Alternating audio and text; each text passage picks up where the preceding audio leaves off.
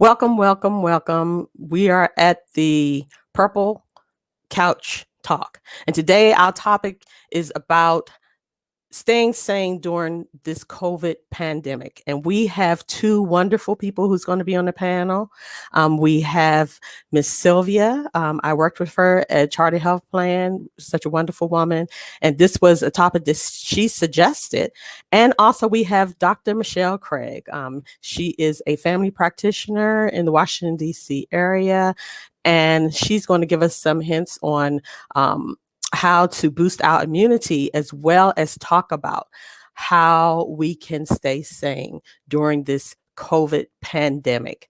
Okay, so I'm going to bring in Miss Sylvia. How Hi, are you? I'm good. How are you? Great. Now let me see if I can get Dr. Craig in. Dr. Craig? Oh, she must have muted her mic. Oh, Okay, but how are you today? I'm doing very, very well. How are you? Great, great. It's wonderful to see you. Good to see you too. I know we chat on Facebook, but it's really Yeah. good to see you. And I had no idea that you knew Brenda. Brenda and I were in kindergarten together. We I'm like, went through kindergarten, junior high, and high school together. oh my goodness. I was like, oh my goodness, it's such a small It world. is. It really Wow. But this is a great topic, and I'm so glad that this is one of the topics that you suggested. And is. so, since you did suggest it, well, first of all, just give us a little bit about who you are, a little bit about your background. Because I Sure. met your charter health plan. Yes, you did. You met me at Chartered Health Plan, where I was director of marketing, commercial marketing, and public relations at some point. Um, After I left Chartered, I really thought that I was ready to start my own business, be an entrepreneur. That didn't really work out. So I got back into healthcare full time doing that. But ultimately, after I got out of marketing and public relations, I really wasn't enjoying healthcare anymore. And I thought to do something that I really loved and thought that I wanted to do, which was teach, which I really, really, really loved. Oh, So wow. I taught junior high school for about 3 years, and then high school for about 8 or 9 years. Then Wow. I went back to the federal government because that's where I was during college. Well, high school, college, and shortly after college, I was in the federal government. And I was like, Mhm. you know what? I have all this time sitting there, and I was fortunate enough to get recommended by somebody you know as well, Robin Preston. Okay. So Robin recommended me for a job. I got the job and I stayed there long enough to be able to retire with all of my benefits, and you stay there for your top three salaries and all of that. So Okay. anyway, so I'm a mom of three daughters, grandmother of six, one Let me Wow. go granddaughter, get five Pastor. Let me go grandsons. hit Dr. Craig and I'll call you back. She on the panel. Okay. Bye bye. Okay. Hello? Okay, I don't know how that happened. Hello, Dr. Craig? Okay, I don't know. Okay, one moment. Uh, let's see. I think this is Dr. Craig again. Dr. N- Craig? No, this our son. This Kendall. I'm Hey, trying to Kendall. find where she at now. Like I'm trying to text her, like, cause I'm using the link she texts me. Okay. I So where is she? have no idea. I'm working on it though. Okay, well, I thank you, Kendall. That's Dr. Craig's son, her oldest son, Kendall Keith Craig. But okay, Miss Sylvia. So now, so you ended up, wow, that's like, okay, you went from healthcare to education to federal Back to government.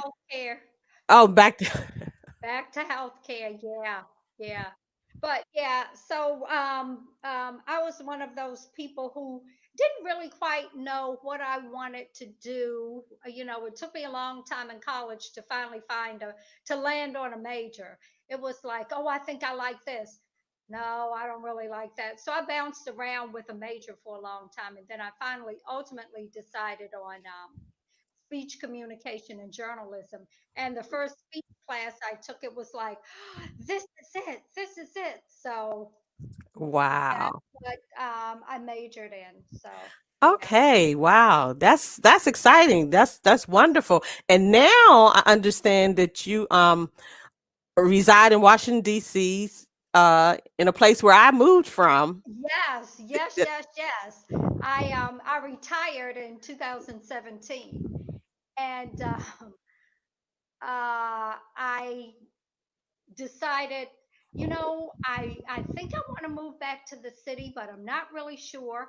So I started doing some research, and I landed here, and I love it. I absolutely love Wow. it. Did you like it? I did. And I was there because me and my mom, I was her caregiver. Right. Yeah. And so but actually up the street where the buildings that they're knocking down, that's where I grew up. Uh, Oh, okay. Right. Oh, And my so mom you had grew been up there in for the city. yeah, my mom had been there for like 50 something years. Probably Wow. like 50, 52 prior to moving to the new buildings. And Okay. we were there for about I guess 2.5 years. So that was a major kind of like culture shock for her as well, being someplace Yeah. for that long in her age, Yeah. moving to something new. She told me that she had finally adjusted. But yeah, so that's where it's still wonderful people there. Yeah. Yeah. Yeah. Now, have you driven by lately? Yes, I have, and I am like, wow. I know, new construction and everything. So Yes. they're starting on building the east building, because Okay. there are four quadrants, and so they've already finished the three, so they're starting on the last one. Wow. It's just, I mean, it's wow. It's like, good thing we have some pictures as memories because, the face of DC is just changing Oh my like gosh. drastically. About a year or so ago, I had to come into the city for something. I don't even remember what. And I drove through my old neighborhood. I used to live in Trinidad. And when Uh-huh. I tell you, I didn't recognize anything. We finally got Dr. Craig on the line. Dr. Craig, can you hear us? I don't know. Dr. Craig? Dr. Craig? Dr. Craig, can you hear us? Oh, Dr. Craig. I don't know. Um, I don't know. Were you there when Dr. Craig was when they had the physician building, when they had their own? Okay, okay. No, the last time I worked there, chartered was in the CNN building. Okay. Okay. I'm trying to Yeah. remember. Okay, well, we I think at that time we did have the physician office. I don't know. I know, yeah, Dr. Pankey was there. Do you Yes, remember? Dr. Pankey. Yeah, Dr. Craig worked with Dr. Pankey. Okay. Well, actually, he was over the first day was at Capitol Hill. First day was South Capitol. No, on Varnum Street. Okay, okay, okay. That And was then the very first location, Varnum right, Street. right, Varnum Street. That's where we were by Providence. Then Right, we went to the CNN building. right. But the And then that's physician. when I left. Okay, okay, okay. Yeah, because then they opened that physician's office. Okay. No. Right, Dr. Craig. Can you hear us, Dr. Craig? I don't know why she can't hear us. Can you text her? Let me let me do that's a great idea. Um, but tell us how you are faring with this COVID pandemic. You know what? I'm doing extremely well. I have no complaints at all. And I'm very, very grateful for that. I was quite busy, quite active once I retired. And all of a sudden, we just had to stop doing everything. So I've, started, I've picked up some hobbies. I've gone back to some things that I used to do, but I've picked up other things. And actually, my health is good. My family is well. Mm-hmm.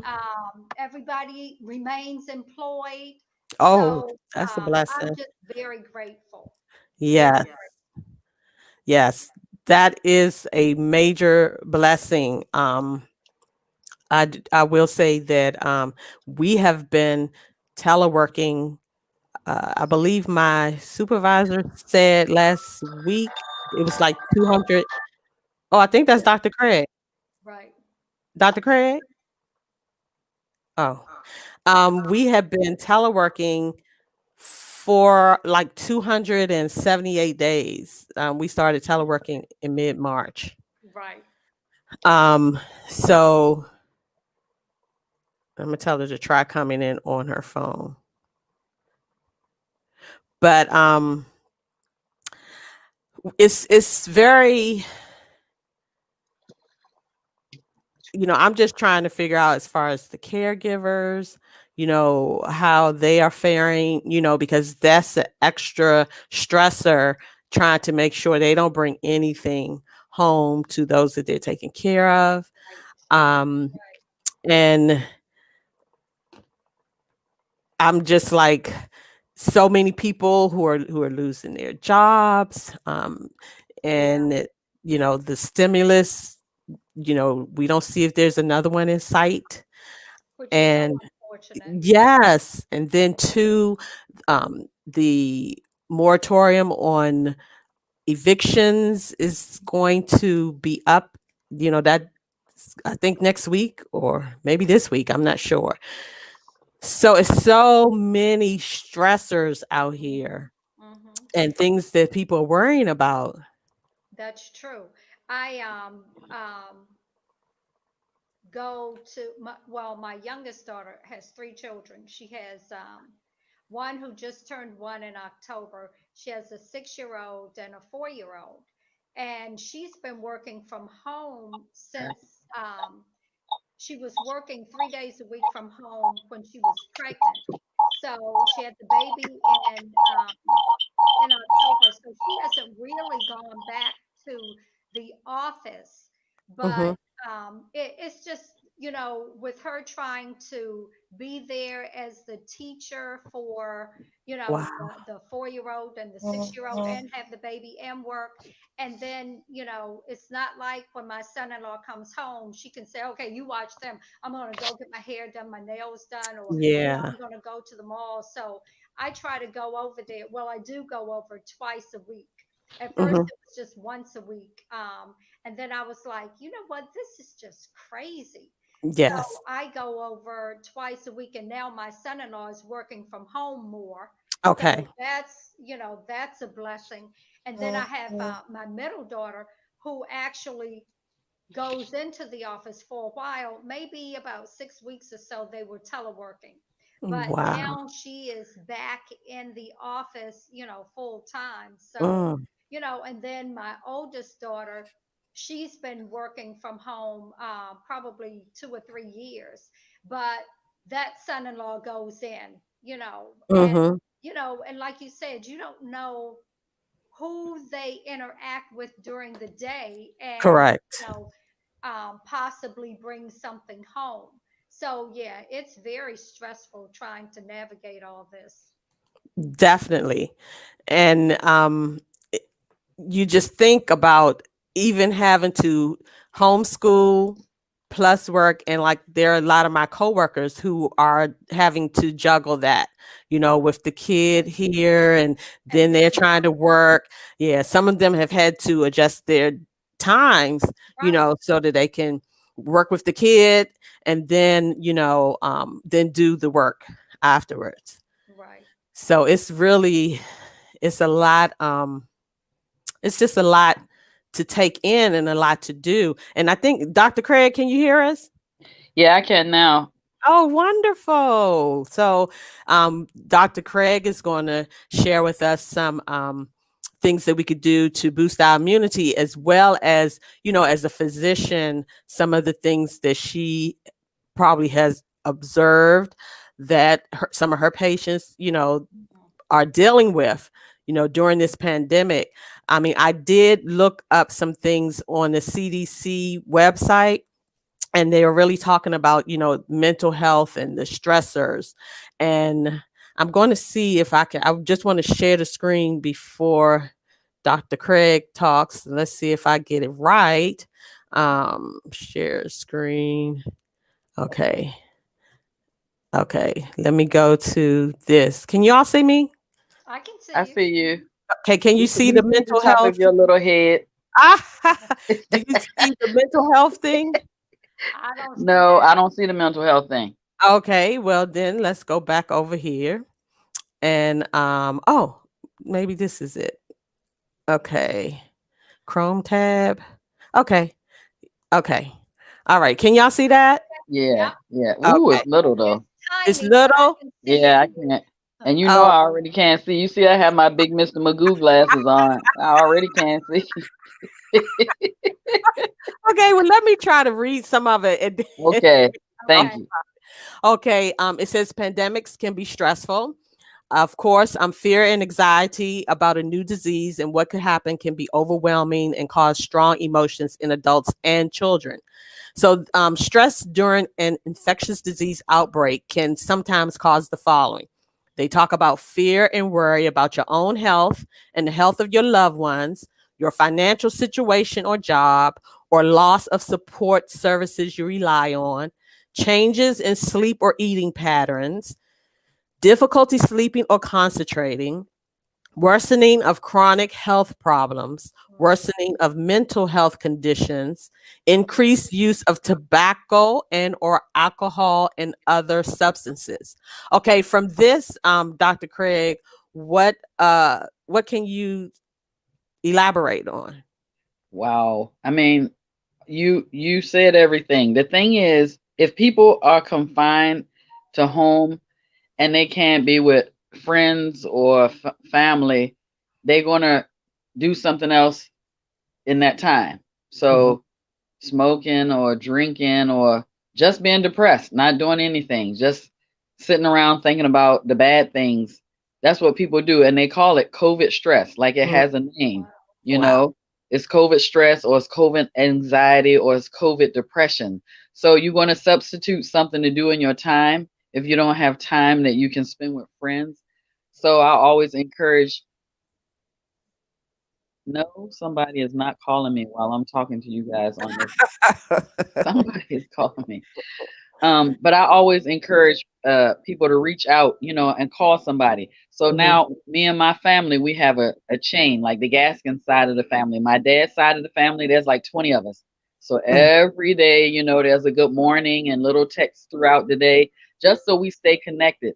And if somebody is not on there for a couple of days, we we reach out to that person and find out what happened to them. How come we mhm. haven't heard from you, like in the past couple of days? Right. So, I mean, we just have to call and encourage people to do that. And then I reach out to people. But the COVID stress and COVID anxiety is real. There's not been anything like this that Mm, we know of. wow. Plagues existed back in the Bible days, but this is a lot of our, like my generation or Kendall's generation's first time seeing a plague, you Mm, know, and how people should respond to it or what people should do.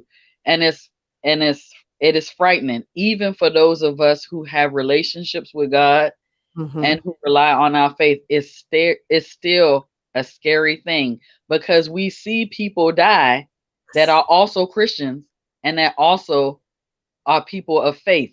mhm. So trying to process it in your mind, what does that mean for me? Right. You really do have to stand on God's word. He is a God who keeps his promises. He always has and he always will.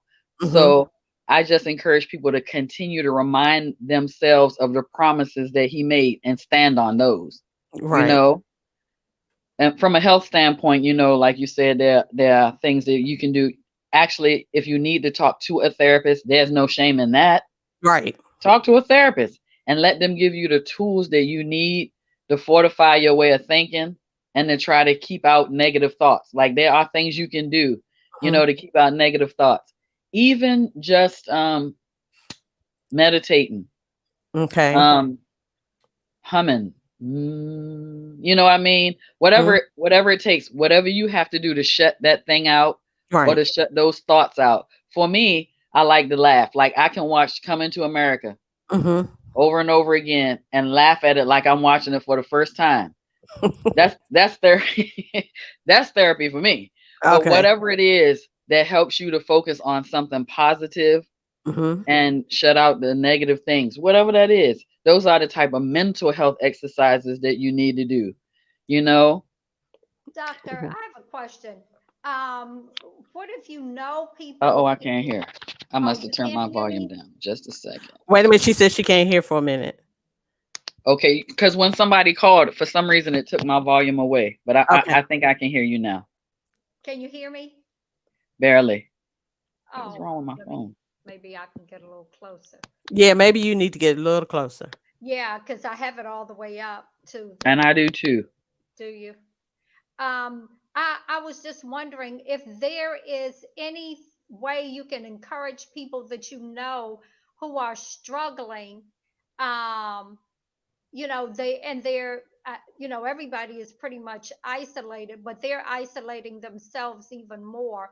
What can we do to help them or to encourage them to seek, um, not therapy, something to get themselves to refocus all of that attention away from COVID and onto something else? Again, that's a You good able to hear question. me? And the biggest thing is encouraging them to include themselves in a group. You know, it could be a small group, just the two people that you call every day. You check on this person, that let that person check on you. I also encourage them if they have a good relationship with their primary care physician to talk to them about it because a lot of PCPs feel comfortable talking to patients about the fear or the anxiety or the stress, and some of them don't. But we have people that we can refer patients to that they might feel more comfortable talking to.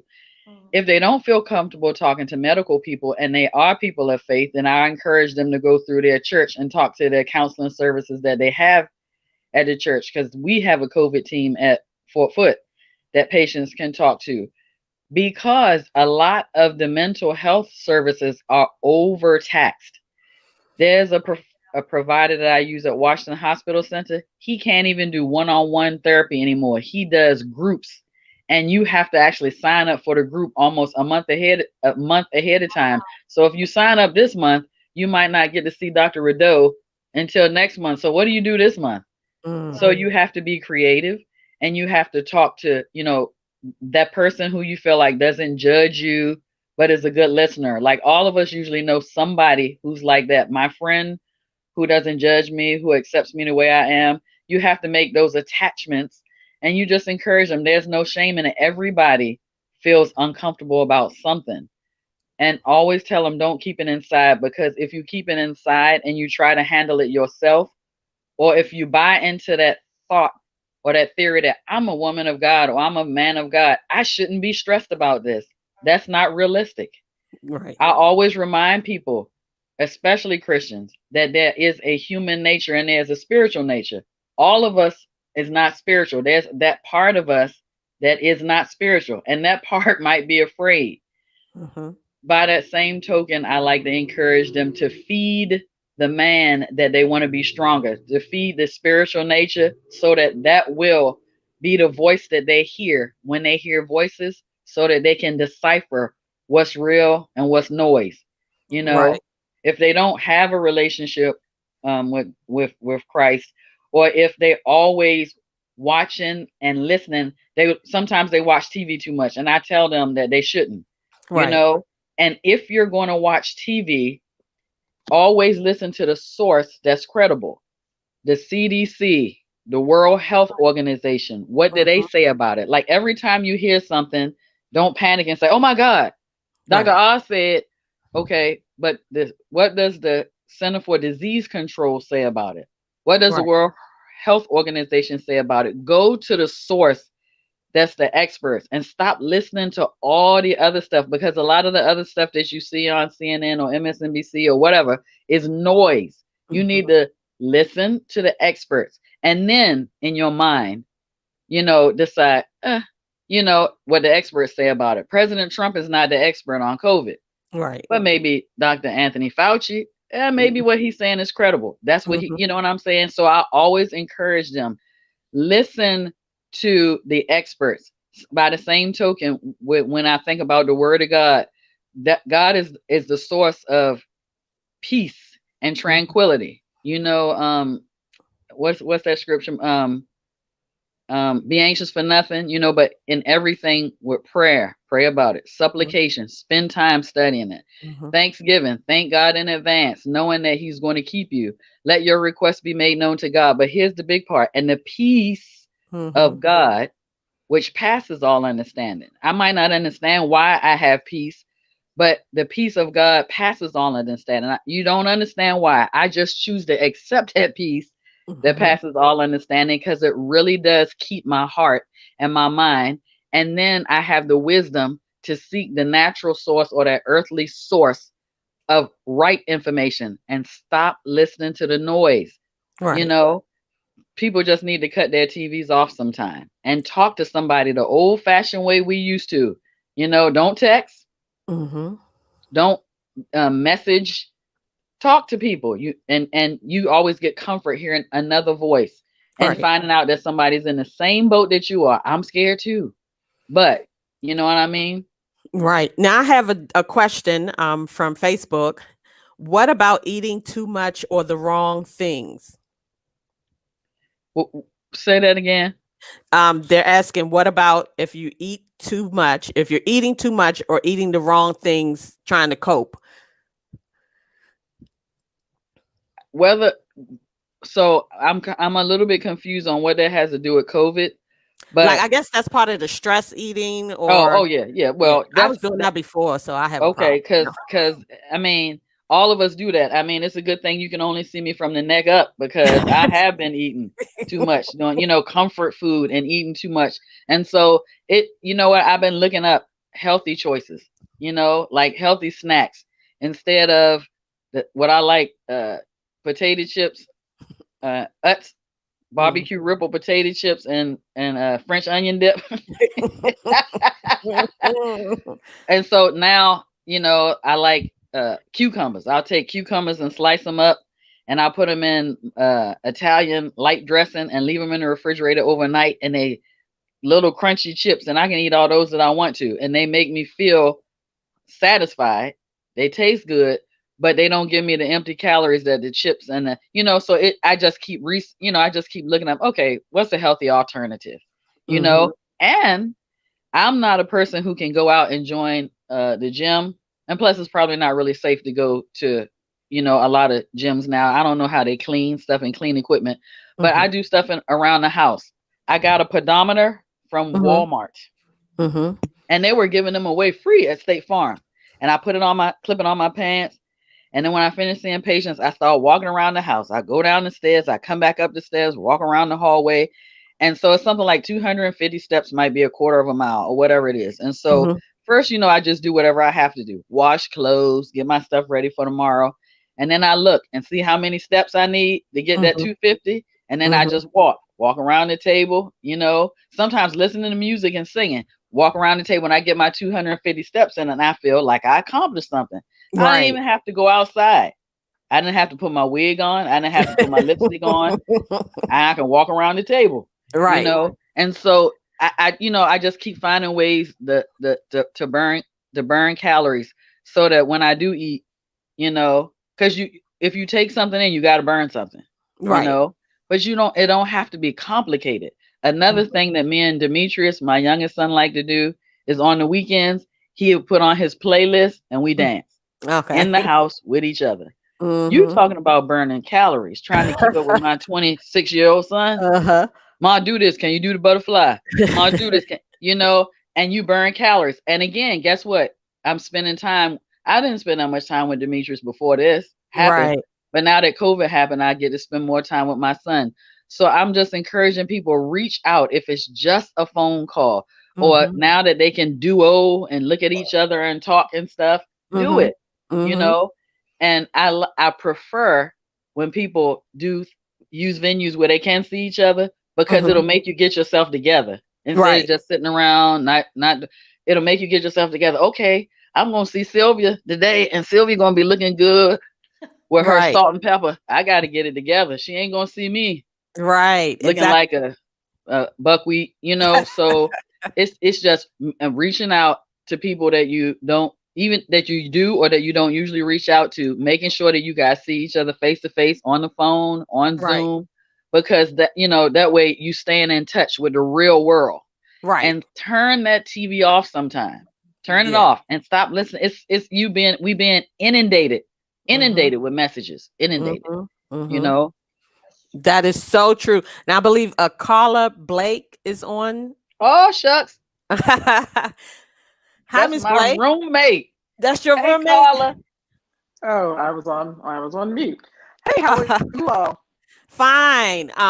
So Good. you know what the topic is, and Dr. Craig is kind of helping us along. Yes. On the CDC site, there's still some other things that we could talk about. They talk about everyone reacts differently to stressful situations. And they're saying people who are at higher risk Uh-huh. for severe illness from COVID, for example, the older people, the Yeah. people of any age with certain underlying medical conditions, children and teens, people caring for family members or loved ones, frontline workers, such as Dr. Craig, essential workers who work in the food industry. I mean, it's just the list goes on and on. And I think some of the things that Dr. Craig is suggesting can definitely help all of us. But Dr. Craig, do you have any patients that are frontline workers that A, counsel? a lot of them. As a matter of fact, Carla and I belong to a women's group called Women of Praise. It's Mm-hmm. 6 of us. It's an a cappella gospel group, and one of our um, our fellow women of praise, Deborah, is a nurse, and Mm-hmm. she worked in a hospice for like 4 years. And we used to worry a lot about her because she would see some of the sickest people come in. I mean, they had a floor that was, like where they had to put people who Mm-hmm. are Uh-huh. positive to separate them from the rest of the population, but then they have to go in and take care of them, you Wow. know. Right. So quite a few of them. So some of the things that we do are really really simple. And you know what's funny about it is it's old fashioned stuff. It's not nothing new that we coming up with. Mm-hmm. All of the Uh-huh. stuff that we really do to protect ourselves, washing your hands, please. That's all Mm-hmm. your grandmother and your grandfather tell you to do is wash your Mm-hmm. hands. Stop being nasty. Yep. Wash your hands, Mm-hmm. and we wash them while we sing the ABCs because that's just Uh-huh. about the right time Mm-hmm. to wash Uh-huh. them. That's just a simple thing. Other things that we do is we drink a lot of tea. So I Mm-hmm. have all of my people drinking tea. Tea has antioxidants. Mm-hmm. Antioxidants fight free radicals. Free radicals cause disease. Drinking tea is one of the reasons why the Asian population does not suffer from cancer the way Americans do. It There is. is such a huge difference between cancer and and when I say Asians, I'm talking about it doesn't matter. Chinese, Japanese, Vietnamese, Indonesian, Mm-hmm. Asians in general, it's part of their culture to drink tea, Mm-hmm. breakfast, lunch, Any and tea dinner. in And particular? it doesn't have to be green tea. Like people say, oh, I drink tea. Tea has lots of antioxidants, and antioxidants fight disease. So that's such a simple thing to have a spot of tea for Mm-hmm. breakfast, for lunch, for dinner, and another awesome thing about drinking tea is this: the coronavirus cannot survive in high temperatures. Mm-hmm. Heat will kill the coronavirus. Right. So so I like for my healthcare workers or my frontline workers, my police officers, my firefighters, I like for them to end their day with a cup of tea so that if they were exposed and something got in their nose and got in their mouth, when they drink the hot tea, they will kill it before it goes into their lungs. Wow. This ain't in nobody's paper. You're not going to find that on the CDC. But to me, it's just a practical thing that I tell them to do. If it doesn't help, it sure doesn't hurt. So I have them. I say at the end of the day, when you come in the house, have a cup of tea. If you want to, have another one before you go to bed. Anything that got caught in your throat, rinse your mouth out, have a cup of tea. The heat will kill anything that's in your airway so that it does not go down into your lung. So it's just a simple thing. And the other thing that I have them do, my favorite thing is, I don't know if you guys have heard of Zicam or Coldies. They're actually the exact same thing. Yeah. Zicam is in the orange box with a navy blue writing, and Coldies is in a blue box with red writing. The active ingredient is called zinc gluconate, and it's been around for a long time. Zinc gluconate prevents viruses from replicating themselves. So I've been a physician for 33 years, and I bet you I've only been out sick maybe 5 times, in my career. Because as soon as somebody starts sneezing, spitting, or coughing in my face, I'm going to start sucking some Coldies, right? So that even if they make me sick, I'm going to make sure that the virus doesn't replicate and the illness is going to end fast. So those are just some simple things, drinking. How simple is that? Washing your hands, drinking hot tea. And it don't have to be tea. If you're not a tea drinker, I mean, it could be coffee or it could be hot chocolate. But the beauty of tea is the antioxidants that are in it that also fight disease. And then my last thing is I have all my patients on vitamin D. Vitamin D is another antioxidant, but vitamin D acts like a hormone. It acts more like a hormone than a vitamin. And vitamin D has always been antiviral. So, you make vitamin D from sun exposure to your skin. Well, on the East Coast, we have 6 months of cold weather, so we don't make vitamin D, so we take it by mouth. But vitamin D can help fight viral illnesses. So people who live in tropical climates who have the sun overhead all year round, they don't have a flu season. They don't have a flu season in Jamaica or in the Bahamas because the sun is over here all year round. So they make vitamin D. And so they don't give the flu back and forth to each other. And the flu vaccine companies don't make any money over there. But Right. here, because we have those 6 months of cold weather when the sun is not overhead, we have low vitamin D. So I have all my patients on vitamin D. I try to get the levels up to normal so that they are less likely to transmit any virus. I'm not saying for coronavirus. It's antiviral, period. So it protects you during the flu season. It helps protect you during coronavirus season, hepatitis, any virus. So those are my things. Though, vitamin D, Coldies, which is zinc gluconate, hot tea, those are my things. And so I've been healthy and I've helped some people who actually had the coronavirus. I've helped them get through it by doing those natural things that are healthy, that come natural. Wow. Wow. Now I know I've had a cousin who had the COVID and they pushed through.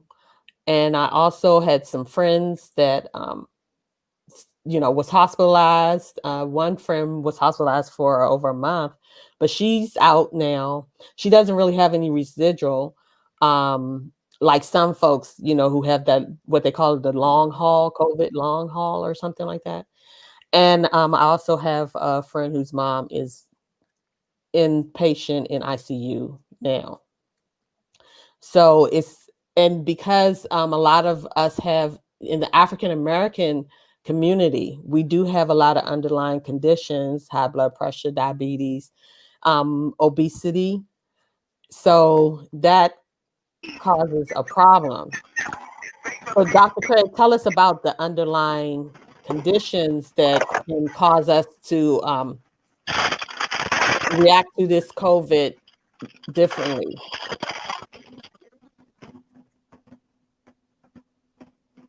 Hello?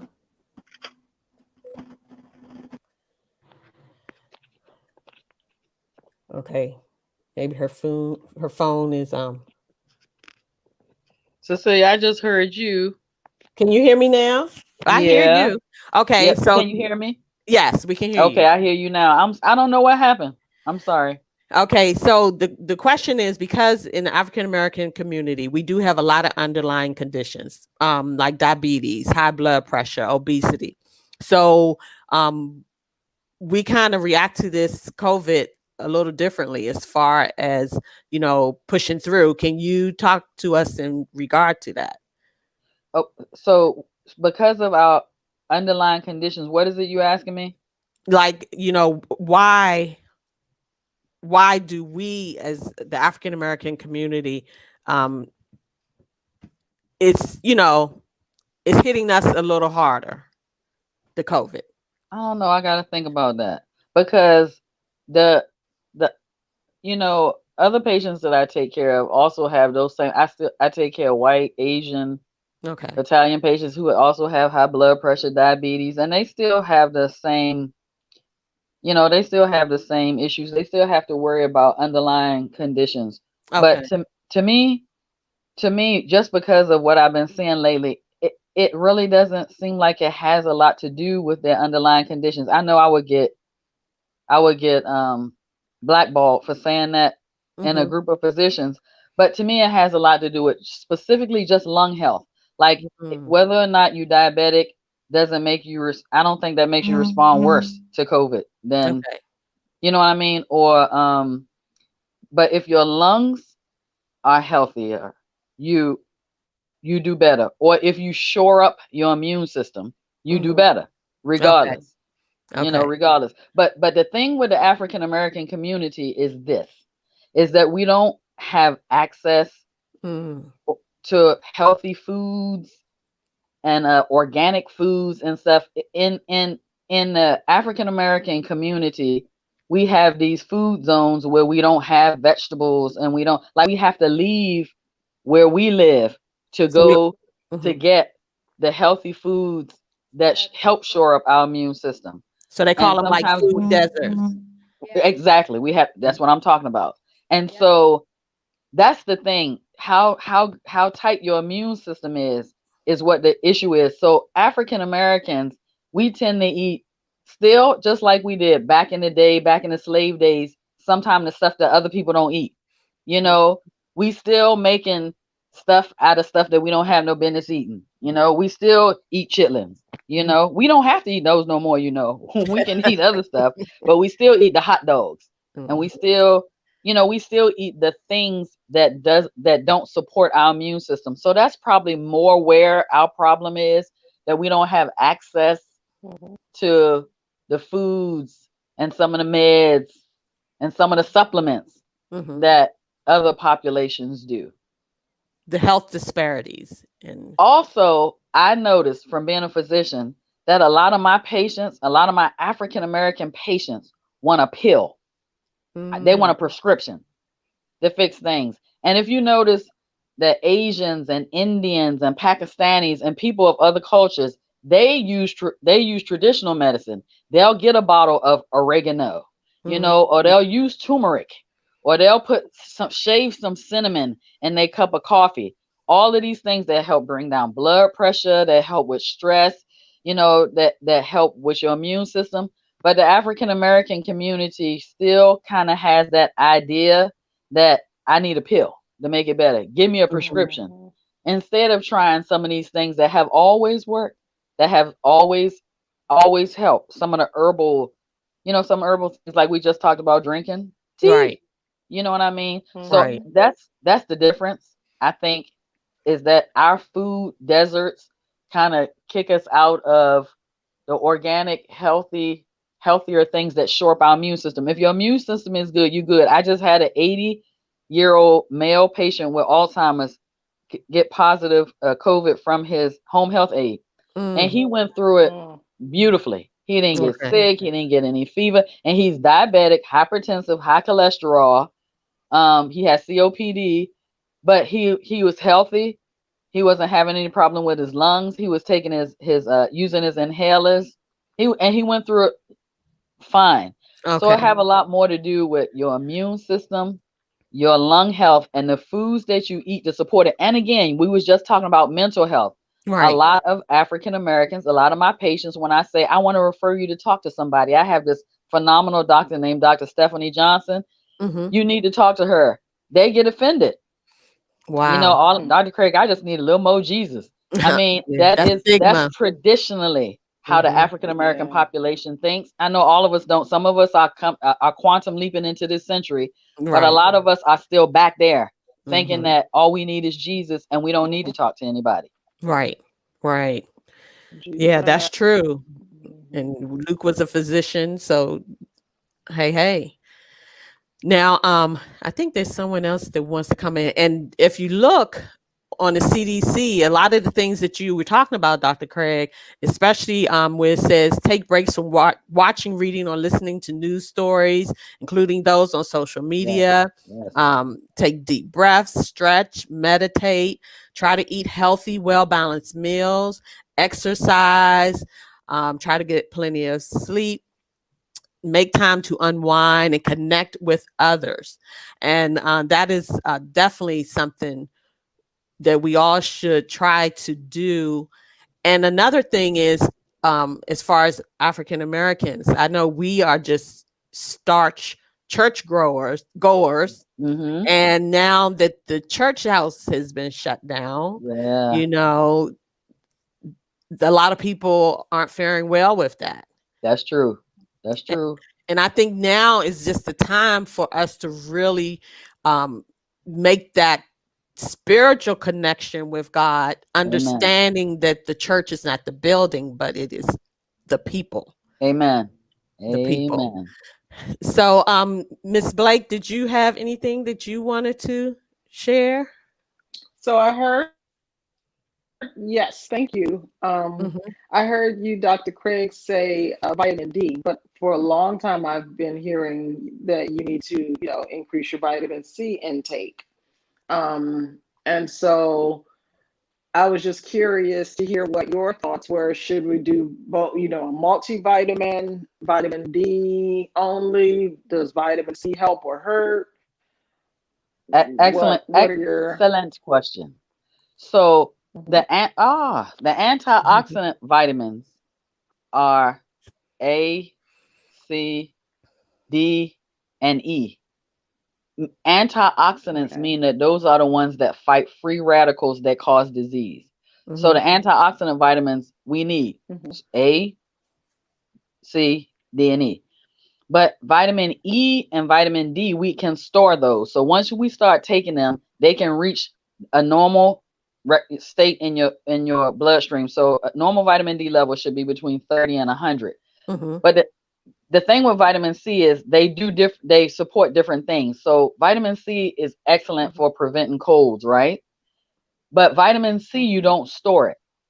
It doesn't matter if you took 5,000 whatever milligrams of vitamin C. At the end of the day, what you don't use, you urinate it out. We can't store vitamin C. So vitamin C literally needs Mhm. to be taken every single day, where vitamin D and vitamin E and vitamin A, we store them. Like once, if we take them every day, we'll store them and we'll get the benefit of them when they reach a normal state. So again, vitamin D acts more like a hormone. Vitamin D breaks down fat. So my patients who say, look, I've been exercising, I've been eating right. They bring me their food diary. This is what I've been eating, but I still can't lose weight. Mhm. Check their vitamin D, Hmm. because vitamin D is required to break fat down. You cannot break fat down if you don't have vitamin D. And all of us have low vitamin D because Yeah, we live on the East Coast. mine was like So, 11 one time. right. Mine was 8 at one time. Wow. But when I had breast cancer, I had a Indian oncologist, and she had me doing turmeric, cinnamon, all kinds of stuff, and my vitamin D level came up, and then it made it easier to speed up my metabolism. And vitamin D, like I said, is antiviral, and there's studies going on right now where they believe vitamin D can reverse hardening of the arteries.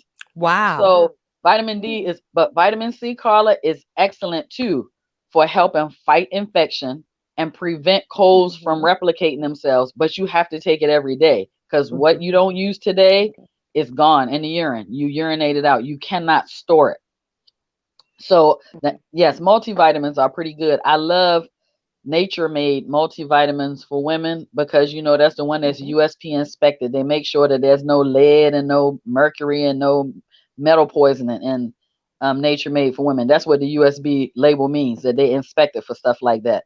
But I like any Dr. Craig like any type of gummy.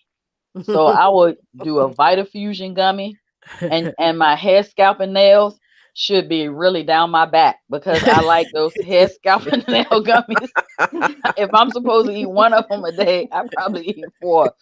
But long as you do a multivitamin that has what's recommended, what the recommended daily allowance is for women, and there are quite a few of them, you know.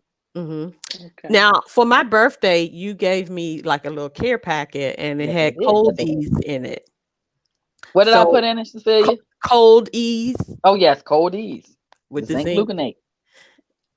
It's amazing. And Cecilia, it's been around so long. So Coldies, the guy who markets Coldies, his name is Tom Hanks. That's funny. But Zicam was out before Coldies was out. And Zicam, when it first came out, it was two little Q-tips. And you had to break them off and stick them up your nose and put this gooey stuff up your nose, and it stayed up there. And it was zinc gluconate. But hmm now they got hip. They make the lozenges as well. hmm So you can just suck the lozenges. And like I said, the zinc gluconate, if you've been exposed to any virus, common cold, coronavirus, the flu virus, it prevents it from replicating itself so that it doesn't get worse. So it's easier for you to get over it. That is the way me and a lot of my colleagues prevent from getting sick. 33 years I've been doing this, but I'm telling you, maybe 10 times, and maybe that's too many times out of my career that I've been sick where I couldn't go to work. You know what I'm saying? Because I'm a Coldies Zicam sister. And so I use it, and I don't buy the store brand. So when I go in the store, like if I go in CVS and I see Coldies, CVS brand is right beside it, or Walgreens brand is right beside it. Zinc gluconate is zinc gluconate. I'm not paying for the name. And every time it's on sale, I have it. I have bottles everywhere. I have a box in my office. I have a box in the linen closet. I have a box at work. And sometimes people come in there and try to get my stuff from me. The patients say, "Why don't you give me some? You got a box right there, Dr. Craig. You got a box." That's right. That's why Dr. Craig is here, because it's awesome for preventing Okay. colds from getting worse. Because I've been definitely taking the Coldies, having Coldies every day. Yep. And don't forget to do your tea. Keep that Yes. stuff out of your throat. Don't let it come. Don't let it get in your chest. Okay. Get rid of it. Drink some hot tea so that you cut it off at the pass. If I inhaled it today and I don't know it, it's not getting in my lungs. Okay. At the end of every day, have a cup of nice hot tea. Okay. And what about like hot showers or laying on your stomach? For some reason, people who actually get positive or who are ill, who have respiratory distress from COVID, they breathe better on their stomach. So I noticed that in the hospital, when patients get in trouble, they always turn them over on their stomach to help them breathe better. It's not that big of an issue for us if we're not symptomatic. That's not, Okay. it's not an issue. But hot showers, hot anything, the virus doesn't withstand hot temperatures. And so washing your hands in hot water and taking a bath in hot water when you come in and shit in the clothes, you know, that you had on during the day that may have come in contact with it, it's just a good idea. The hot water, hot showers are good. Something that I would like to share with you guys, because I gave it some misinformation to some of my friends. You know, everybody asks me every day, every single patient, I say, "What do you think about the vaccines, Dr. Craig? You gonna get the vaccine?" And I made a statement that I wasn't going to get the Pfizer vaccine because it's a messenger RNA driven vaccine. And I said I was afraid that the messenger RNA would program my DNA so that if I had a side effect, I'll never be able to get rid of it, because whatever is incorporated in your DNA is permanent, right? So I did some research, and the Moderna vaccine is a messenger RNA vaccine as well. Both of them are. That's why they were able to be developed in such a short period of time. All of our traditional vaccines, our the polio vaccine we get, the Tdap that we get, the mumps, measles, and rubella, you know, the hepatitis, all the vaccines that we have gotten have been developed over 1 or 2 years by taking a protein from the disease and making it into a vaccine. You inject it in the person, and then we make antibodies to that protein, right? Mm-hmm. So that's why with most vaccines, it's impossible to get the disease from the vaccine because it's not live. It's just a protein from a vaccine. My fear with the messenger RNA is, being a scientist, I'm like, messenger RNA transmits the message, the instructions to transfer RNA, and then transfer RNA transfers it into the nucleus to DNA. So Mm-hmm. I'm like, oh, heck no. I'm not, no, because if something happens, it's going to be permanent. If I have an untoward, but after doing a little bit of research, and I'm still scared of the vaccine, messenger RNA is very unstable. It's unstable. So the whole thing is, messenger RNA is synthesized in a lab. They make it so that they can cause it to give your body whatever message they want it to have. So if you think of it as sort of like M&Ms, the messenger RNA is like the chocolate inside the M&M, and it'll melt easy, and once it melts, it's no good. So the shell that they put on the M&M is the lipids that they encase the messenger RNA in. And this little lipid fatty package that they put around the messenger RNA just gives it enough time to be injected in your body. Once it gets in your body, the little lipid, the shell goes away, and the chocolate is by itself. And now your bodies make a protein that it rejects. And that's how you make antibodies to it. So the messenger RNA gets destroyed before it can go into the nucleus where the DNA is. It never gets a chance to do that. As soon as your body sees that it's not protected by the lipid, the attack happens. You understand what I'm saying? So the messenger RNA actually gets destroyed. Okay. And it doesn't have a chance to incorporate itself into the DNA. So that's actually scientifically how it works. And the difference between Moderna and Pfizer's is that for the messenger RNA that they have synthesized in the lab for Moderna is more stable. So that shell lasts, the shell that's around the candy is stable at a lower temperature. But for some reason, Pfizer's, it will destabilize if it's not kept at 70 below. So that's the only difference, is the RNA itself, the message, the instruction, So now I don't know how I feel about it. I'm just afraid because there is no other vaccine that we've ever had that was made with messenger RNA. It doesn't exist. And they've been studying messenger RNA for decades, trying to make other vaccines with it. So I'm just like, how come all of a sudden now y'all was successful? And we've been studying it for like 3 decades. Right. So I don't know. I just feel uncomfortable because it's something new that we haven't used before. But Wow. I pray, that it's okay. But I don't know. Yeah, that's educating us for certain. Because that is my concern. One thing I know, as far as the flu shot, my mother refused to take it, as long as I know. And I mean, and what she would do is, during flu season, she would just take a lot of vitamin C, from oranges to orange juice to she would just have vitamin C, just pumping it every day through the flu season. And even when, I was her caregiver and I would take her to the doctor, she still would refuse it. And I mean, like, so what could I say? What could I do? Because she still was in her right mind. Right. So, just thinking about this vaccine, which is obviously made different than the flu shot. Right.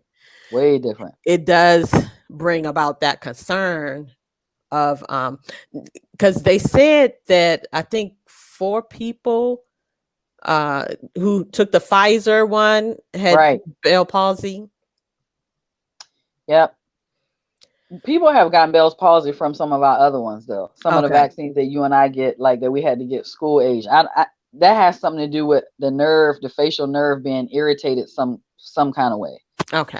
You know, but the thing is, they keep trying to assure us that we cannot get the disease from any of the vaccines. So let me tell you something about the flu shot. The traditional flu shot that we get injected Mm-hmm. is made with, like all the other vaccines, a protein that they have developed that when it's injected, we develop antibodies to it, right? So we Right. fight the actual disease when it comes along. But that flu mist, the one that they spray up your nose, Mm-hmm. that's a live virus. That Mm. and they it's more popular with children because children are afraid of needles. So a lot of our children get the flu mist squirted up their nose. And that is a live attenuated. That's what they call it. The live vaccines, they weaken them so that you can't possibly get the disease from them. And supposedly to date, nobody has ever gotten the flu from the flu mist vaccine. And it's not the only live attenuated virus, but whenever they say it's a live virus, it's a weakened virus. They weaken it so that you can't get sick from it, but just so that your body makes antibodies to it to fight it. So I didn't realize that till last year that the flu mist was a live attenuated virus and the injection is not. So you can only get a disease from something that's alive. You can't get it from something that's dead. At Mm-hmm. least that's the science. So with the flu vaccine, you cannot get the flu from the vaccine because it's just a protein. It's dead. It's not alive. If you get the flu, you get it because you've been exposed to a strain that is not in the vaccine. Okay. But let me tell you something that I think is phenomenal about the flu vaccine, and I will always get it. Um, I got the flu 2 years back to back. And remember, I don't get sick. So anytime I do get sick, I know that I'm exposed to a strain of something that's really, really bad because physicians in general have great immune systems because we're around sick people all the time. So that's why we don't get sick that often. Our immunity has built up. That's the reason why it's better to let a child go to daycare before they start kindergarten so they won't miss days of school when they get to kindergarten. They get sick in daycare, let them get all the chicken pox and the colds and all that stuff while they're in daycare. Right. And then when they get to kindergarten, they'll be okay. And but some people let grandma keep them until they go to kindergarten. And then it seems like every time you turn around, they're out of school. Mm-hmm. Let them stay with grandma if grandma keep all the rest of the cousins too, because that's how they build up their immunity. So the Right. same is true with most physicians and frontline people. Because we're around sick people all the time, we don't get sick. But I used to not get the flu vaccine because my mother swore that every time she got it, she got the flu. So I Mm-hmm. grew up thinking I should never get the flu vaccine. But I'm telling y'all, I have never ever been so sick in my life as I was when I got the flu. That I don't even know how to describe that kind of sickness.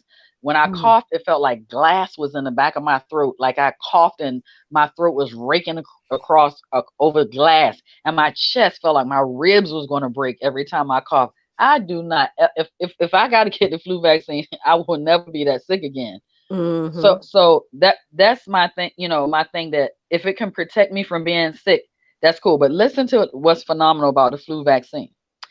You guys remember either 2 years ago or 3 years ago, there was a strain of the flu that killed something like 80,000 people in the United States, mainly the very, very young and the very, very old.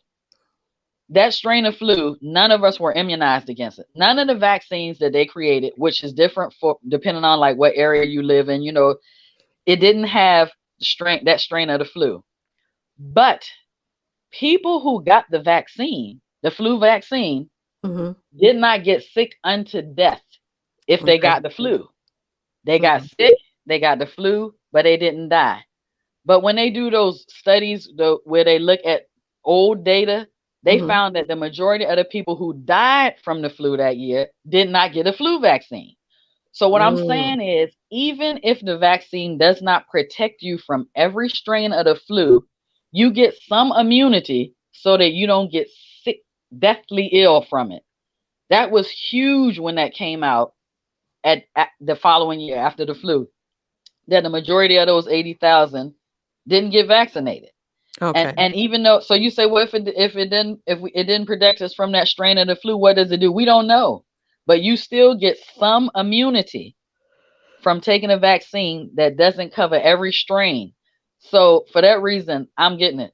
I'm getting it. Okay. And I encourage my patients to get it, especially this year, so there won't be confusion as to whether I have the flu or whether I have the coronavirus. You know what I Right. mean? I want Hmm. to try to take some of that out of the equation, you Right. know? Right. So I'm just encouraging people. If they don't do it, then they should do all of the old things that we talk about. The things, the cod liver oil and all of that stuff that mom made us do at the beginning of the season.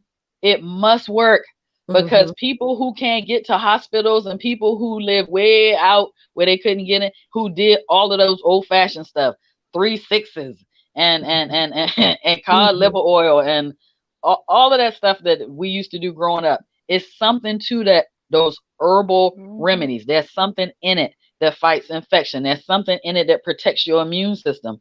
Right. So whatever you want to do something. Do turmeric, do tea, do, you know what I mean? Do something. Vicks, rub it on your chest. Do something, Hmm. you know, Hmm. but the point is shore up your immune system. And the more you eat right, that's exactly what you're doing. You shoring up your immune system. Okay. And we have your son, Kendall. Kendall Craig, welcome to the panel. And I knew I saw a fun young man on here. I thought I saw him. Stop it, stop it, stop it. No, no, but good evening, and it's a pleasure and an honor to be with you guys. And Mom, you dropping a lot of great information.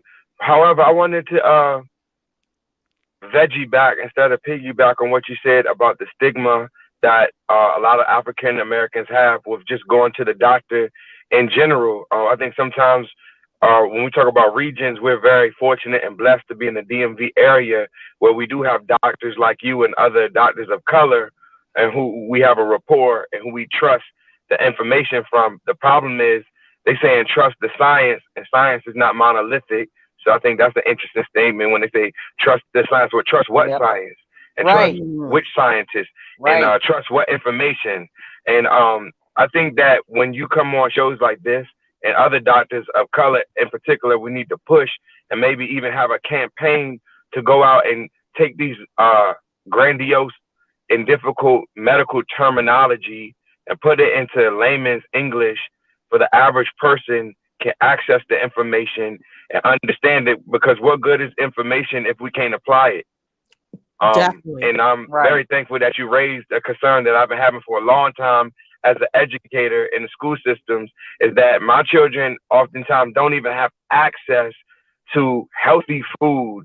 Not to disrespect the food that we offer them in the schools, but we both know that that's not adequate and that's Right. not worthy of our young children. And also, all I see is carry out liquor store, 24-hour tobacco store, liquor store, carry out church, liquor store. And it's like, man, their food options are, I mean, it's almost like they're set up for failure.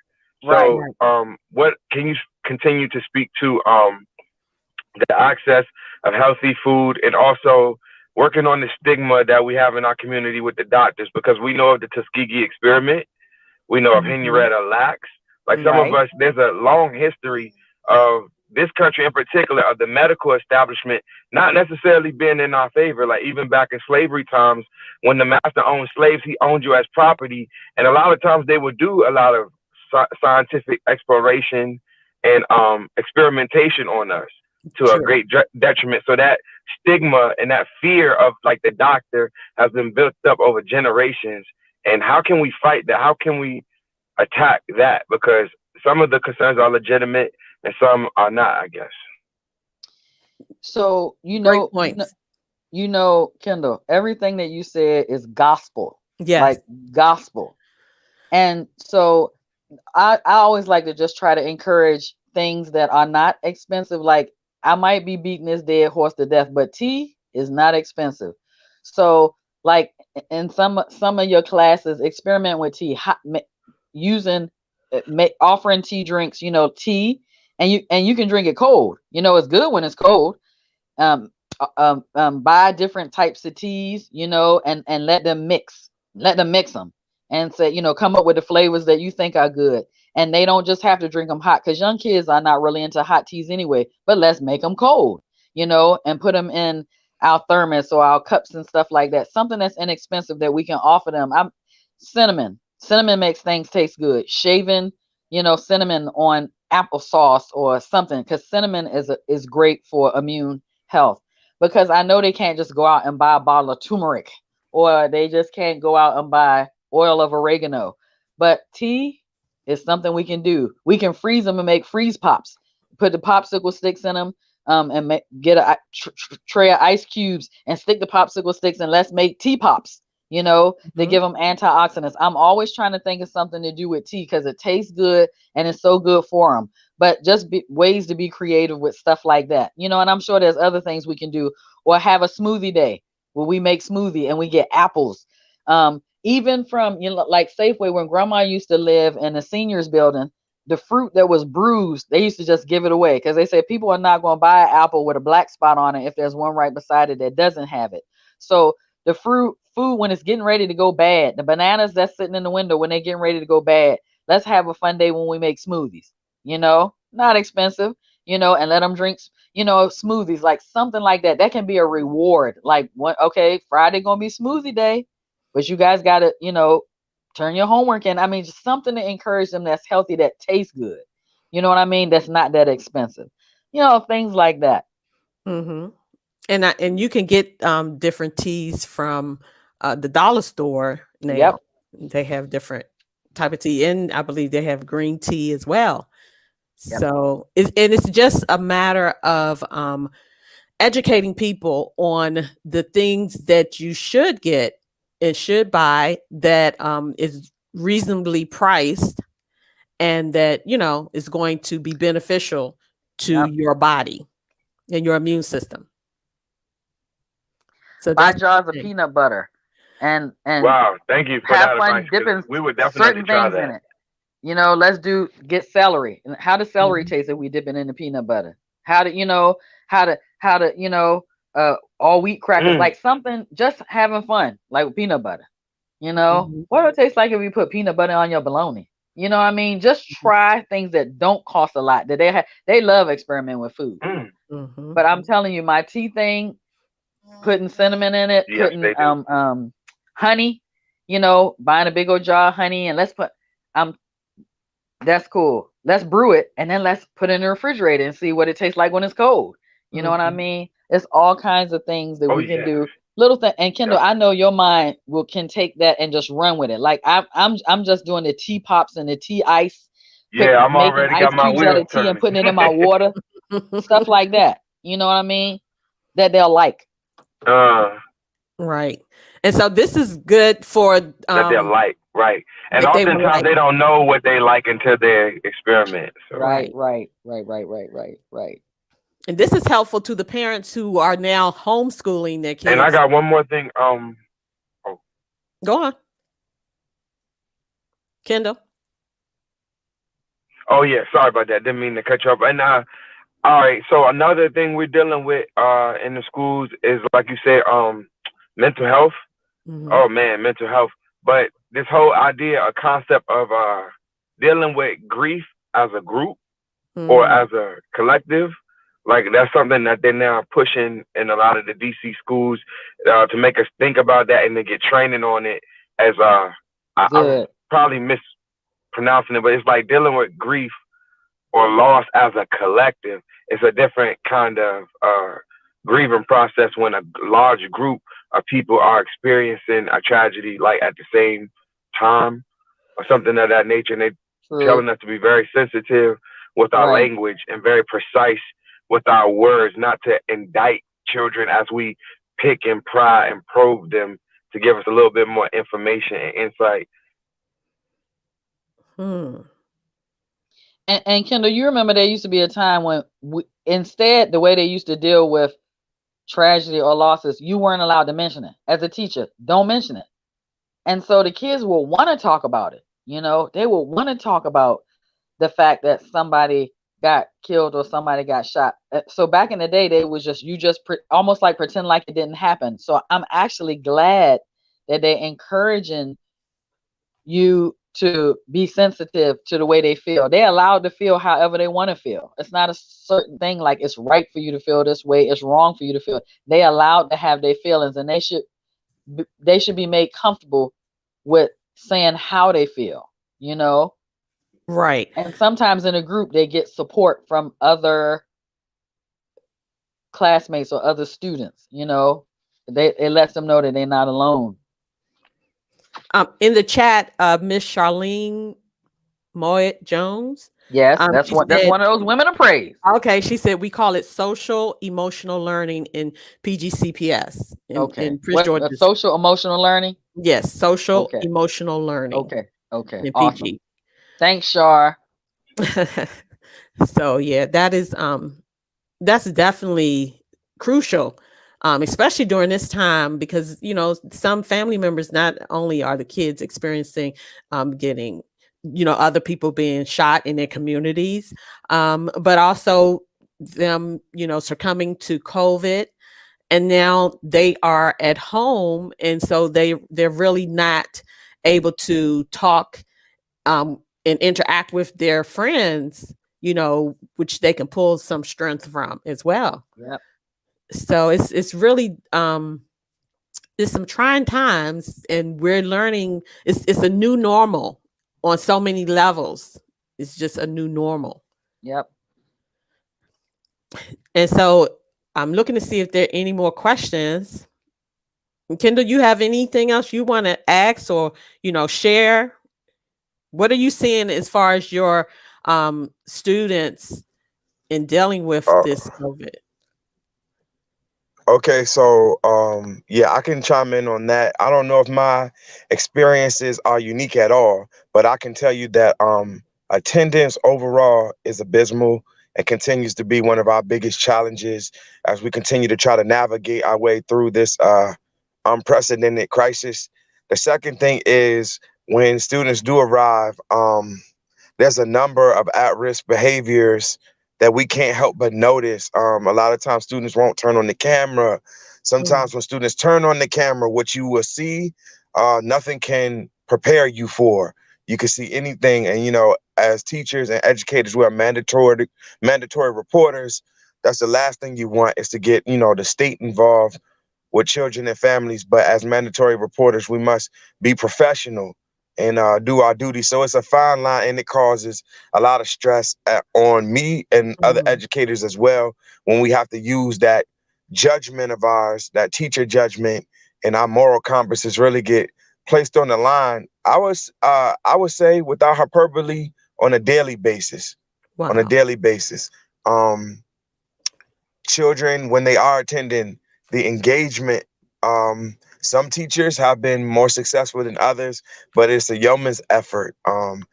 Unfortunately, in the virtual space, students are looking to be entertained because of the medium. The medium is a screen, the medium is their phone or a tablet or an iPad, sometimes a Chromebook, but the experience is different than person to person instruction. That still remains to be the best way to effectively teach young people. Right now, they're looking at a screen. It's a very passive form of engaging in education, which is not a passive endeavor. Mm, So it's a mountain to climb, but I believe nothing is insurmountable. And I'm still remaining optimistic.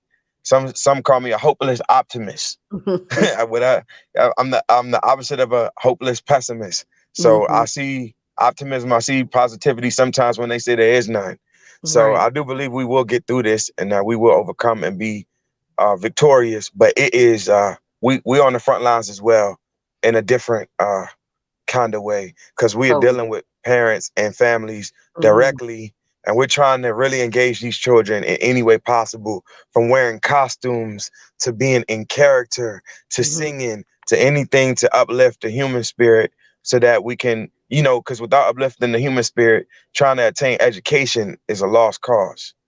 So True. just getting them inspired and motivated and willing to do this, because we don't, I'm about to be 30, God willing, on my Mhm. next birthday. I don't know what it's like to be 13 in a pandemic. I don't know Mm, what it's like to be 17 in a pandemic. I don't know what it's like not to walk at my graduation. I don't know Mm, what it's like to miss my senior prom because of COVID. I don't know what that's like. So a lot of ways you got to kind of let them pioneer the conversation, you know what I mean? And being a great listener, a great facilitator, and taking it from there, you know.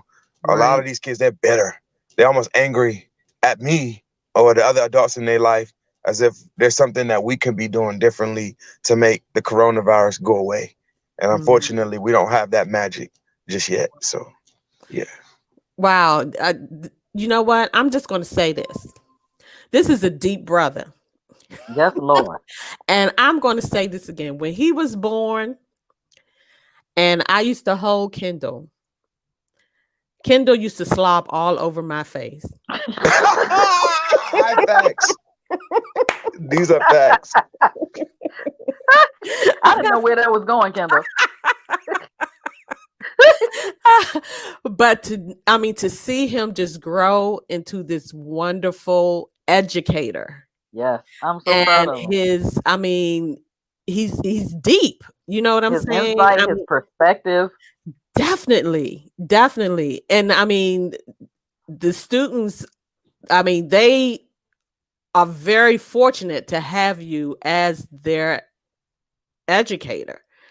And I can only imagine, just the things that you have enlightened us on, the struggles, what you all as educators are going through, what you're observing the students are going through. And I'm sure it's different when the students are coming into the classroom and now you are going into their homes and actually seeing what they're having to deal with. And as you say, having to be professional and a reporter is definitely a fine line, and it can also just cause a lot of stress and anxiety, I'm sure, and sadness, because I'm sure some of the home situations are just not the best. No, some of the home situations are not the best, so we definitely have to use discretion. But I thank you for all of the wonderful comments and whatnot. But the mother is the first teacher. So, and like someone said in the chat, the apple doesn't fall from the tree. Yeah. That So is my mom very is my teacher as well. So Aw. I'm just trying to execute what I know to be right and what I was, trained and raised to know is right. So yeah. Yes, wonderful. That is so, so very true. It's just a blessing when I'm sure, Dr. Craig, that you get to see even the fruit of your labor and the fruit of your loins Yeah, just grow into this beautiful fruit I'm tree. telling you. I'm telling you. He Yes, educates me all the time wow. about things about government and Mhm. history.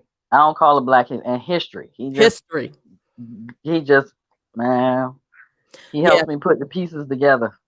Yes, and the thing too is that so much is going on during this time, not just the COVID crisis, but even democracy. Everything has kind of like been just out there. You're dealing with so many different things till it's like you're just overwhelmed. Mhm. You're just totally overwhelmed. And Kendall talking about grief, you know, there are some of us, like my mom, she transitioned last year. And your brother Shell transitioned this I year. still can't believe that. Right. And I so still can't believe it. I'm still numb. right in the midst of all of this, you're still trying to you're still grieving, and more is added to grieve about, you Yep. know? And so it's a difficult time, and definitely mental health is a major thing that we need to take care of and not have this stigma of talking to someone, because in the Black community that has been a stigma. Oh no, like Dr. Craig said, Jesus will work it out. Oh Yep. yeah, okay, well he can work it out by you calling somebody too and Exactly. talking to a therapist, and because you do need to talk to another human at times to get another perspective, but also those that have been trained in helping you to deal with certain Yep. things. That it's all here for us. It's all here for us. God always works through people. Yeah. And the Bible, which is relevant before I got here, since I've been here, and when I'm gone, has countless stories of how God used the least of them. Mm-hmm. Rahab was a whore, Mm-hmm. but she's in the bloodline of the Almighty. Right. He used people over and over again to show you that people need people. Right. People need people. And God usually does work through people. So I always encourage the patients. I say, don't you think that don't you think, God, that you and I are together, that I'm your provider because I'm a woman of faith just like you are? Mm-hmm. And I said, so just like he uses me to encourage you, this doctor that I'm referring you to can help too. And then I always say, and guess what? If you go to her and you don't think she's supercalifragilisticexpialidocious like I do, just stop going to see her. Right. You're not stuck. You don't have to marry her. Just go see what she can do. Just let's see what tools she can help you with that you didn't even know you had in your arsenal. She's just Right. gonna show you how to use them. And so sometimes if once you get them to trust you, then you can get them to maybe try. And I say, and if it don't work out, everybody's not for everybody, Right. but that's how God works. He uses people to get things done, Mhm. That's story true. after story after story. He works through people. Right. I mean, and that's where we can't be so heavenly minded to we're no earthly good, and we don't understand the natural resources that have been put into the earth for us, and some of those natural resources are actual humans. So, Luke was a physician. I mean, and he was on Jesus' team. He was a disciple. So come on, let's understand. I mean, he was on Jesus' team. He talked about him. So it's okay. It's okay to go to a doctor. It is okay to talk to a therapist. It is okay, Yep. and more of us need to understand that, especially during this time. It's difficult. And some people are, I thought me being an only child, this is going to be a breeze, being quarantined, locked in the house, can't go here, do this, that, and the other. But it still weighs on me, Yeah. like, oh, wow, I didn't really get prepared for this as an only child, because you still miss that human interaction where you're Yep.